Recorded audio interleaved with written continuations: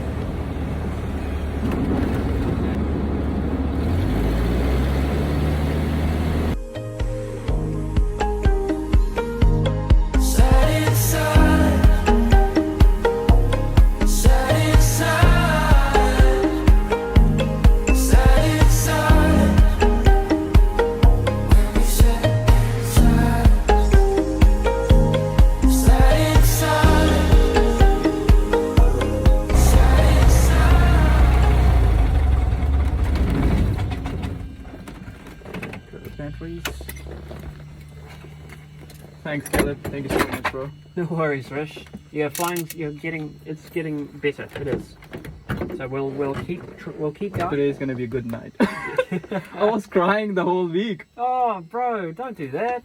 No, I mean, like, I was very sad. Don't be, because honestly, I have taught worse students. हमने जो सीखा अपनी circuits की class में, अब तक मैंने अपने तीन क्लास कर चुका हूँ अपनी सर्किट्स की लेसन की, जिसमें यही सिखाया गया है कि क्योंकि सर्किट्स हम बहुत ज़्यादा यूज़ करने वाले हैं जब हम किसी और एयरपोर्ट पर लैंड करेंगे। जब मेरी फर्स्ट सोलो फ्लाइट होगी, मैं किसी अनकंट्रोल टावर्ड एयरपोर्ट पर जाऊंगा और वहाँ पर लैंडिंग करूंगा, तो मुझे उस एयरपोर्ट के सर्किट पैटर्न में ही फर्स्ट एंटर करना। तो ये it's a good practice for the future कि तुम कैसे जज करोगे टर्न्स को और तुम कैसे अपनी स्पीड को मेंटेन करोगे, फॉलो करोगे वो सही procedure to land on that particular airport. पहले बात करते हैं हमने करना क्या है। 60 नॉट्स पर मैं Cessna 152 के बारे में बात कर रहा हूँ जो एयरक्राफ्ट में फ्लाई करता हूँ। मुझे PA-38 की स्पीड्स के बारे में पता नहीं है, लेकिन मैं C-152 के बारे में आपको बता रहा हूँ। पहले हम रोटेट करेंगे 55 नॉट्स पर।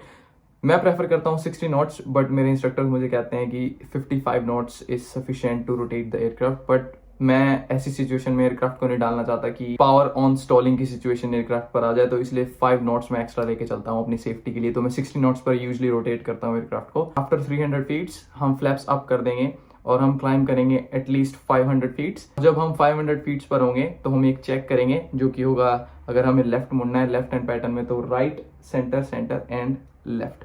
ये टर्न यूजली 500 से 600 फुट के बीच में होगा, 500 टू 600 फीट्स के बीच में टर्न होगा।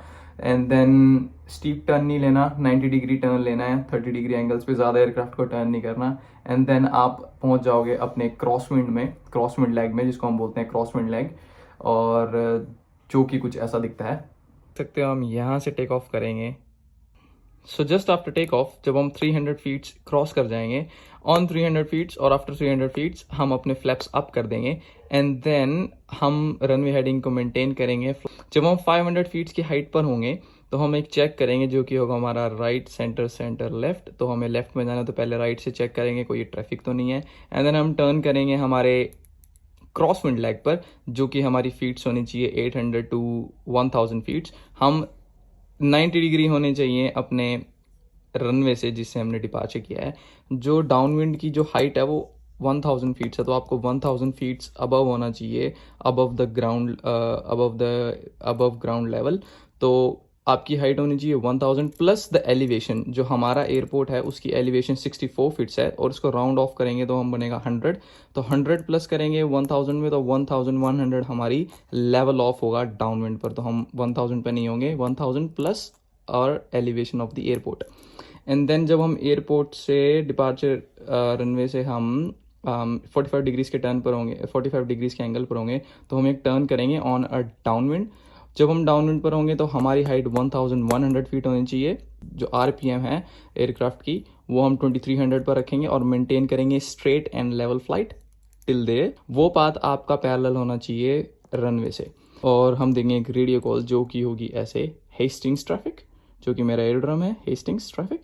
And then foxtrot whiskey kilo, जो कि मेरे एयरक्राफ्ट का रजिस्ट्रेशन नंबर है, Hastings traffic foxtrot whiskey kilo, downwind for runway 01, touch and go. तो हमने बोला उनको कि हम डाउनविंड पर हैं। हमने पैर ट्रैफिक में और एयरक्राफ्ट को बताना है कि हम कहाँ पर हैं, हम क्या कर रहे हैं और क्या करने वाले हैं। एंड देन हम उसके बाद करेंगे एक बम्प्स चेक, जो कि है ब्रेक्स, अंडर कैरेज, जो कि है हमारे लैंडिंग गेयर्स डाउन होने चाहिए, क्योंकि हम एक लैंडिंग के लिए अपनी प्रिपरेशन स्टार्ट कर रहे हैं for base leg. Landing gears down and then our mixtures full rich, propeller pitch जो कि मेरे एयरक्राफ्ट में नहीं है, फ्यूल जो कि फ्यूल ऑन होना चाहिए, and then secure, that means our harnesses. तो मैं अपने इंस्ट्रक्टर को पूछूंगा यू सिक्योर, तो वो बोलेगा I am secure, and then our bumps check is done. And then उसके बाद हम जब एयरपोर्ट से 30 डिग्री के एंगल पर होंगे तो हम स्टार्ट करेंगे हमारी लैंडिंग प्रोसीजर। आप heat on, throttle to 1700 RPM, and then हम स्टार्ट करेंगे टर्न जब हम रनवे से 45 डिग्रीज के एंगल पर होंगे ऑन आवर बेस लेग। तो हमारी जो हाइट होनी चाहिए तो 800 टू 1000 फीट होनी चाहिए जब हम अपने बेस लेग में एंटर करें। और हम वेट करेंगे speed to go lower than 80 knots, और हम अपने पहली स्टेज ऑफ फ्लैप डाउन करेंगे जो कि होगी 15 डिग्रीज। एंड देन हम जब अपने बेस लेग में होंगे मेंटेन करेंगे स्पीड को 70 नॉट्स, एंड देन फ्लाई करेंगे टिल आवर फाइनल। जब हम अपने बेस लेग के फाइनल पर होंगे तो हम लेंगे आखिरी टर्न, जो कि होगा हमारी लैंडिंग के लिए, जो कि होगा हमारा फाइनल लेग। और हमारी हाइट इसमें 600 फीट टू 500 फीट्स होनी चाहिए। ऑन फाइनल जब हम इस पॉइंट पर होंगे यहाँ पर, तो हम करेंगे अपने लैंडिंग चेक्स, जो कि होगा हमारे स्पीड 60 टू 65 नॉट्स। देन उसके बाद हम देंगे एक रेडियो कॉल, तो Hastings traffic foxtrot whiskey kilo on final for runway 01, touch and go. So all the other aircraft flying into that circuit, they know that our position is on final। Aware कर देगा और pilots को भी जो हमारे आसपास fly कर रहे होंगे इस एरोड्रम के आसपास, तो दे नो कि व्हाट्स गोइंग ऑन, कौन सा एयरक्राफ्ट लैंड कर रहा है। हम प्रिपेयर हैं अपनी लैंडिंग के लिए। जब हम 100 टू 200 फीट एयरक्राफ्ट ऊपर होगा तो आपको अपनी कार हीट ऑफ कर देनी, क्योंकि हम दोबारा फिर से टेक ऑफ करने वाले हैं। ये सिर्फ एक टच डाउन है, फुल स्टॉप लैंडिंग नहीं है। तो हम अपने कार हीट को दोबारा फिर से ऑफ करेंगे, और जब भी हमें फुल पावर की जरूरत होती है तो हम हमेशा अपना कार्बोरेटर ऑफ करते हैं। तो कार्बोरेटर का बहुत ज़्यादा मेन रोल है कि अगर आप फुल पावर पर हो तो आपका कार्बोरेटर हीट हमेशा ऑफ होना चाहिए, जो कि कोल्ड होना चाहिए। और जब आपकी स्पीड स्लो हो जाती है और आप हाइट पर होते हो तो आइसिंग ना हो, आइसिंग से बचने के लिए कार्बोरेटर हीट को ऑन किया जाता है। एक इंजन फेलियर के पॉइंट पर भी पहुंच सकते हो, तो इसलिए कार्ब हीट को हमेशा ऑन करते हैं जब लो पावर सेटिंग्स पर एयरक्राफ्ट को उड़ाया जाता है। हम टच डाउन करेंगे एंड दैट्स इट। वही आपको दोबारा फिर से करना है, take off, cross wind, down wind, base leg, on final, landing, again departure. यही आपको फॉलो करना है पैटर्न एंड दैट्स इट। यही सीखा एंड ये प्रोसीजर फॉलो अप करना है, maintaining your proper speed, maintaining your proper height and maintaining all the checks on right time. That's it. ये सर्किट बोलता है अगर आप ये पूरा अच्छे से करते हो यू ऑन टू इट। और यही है सर्किट्स में।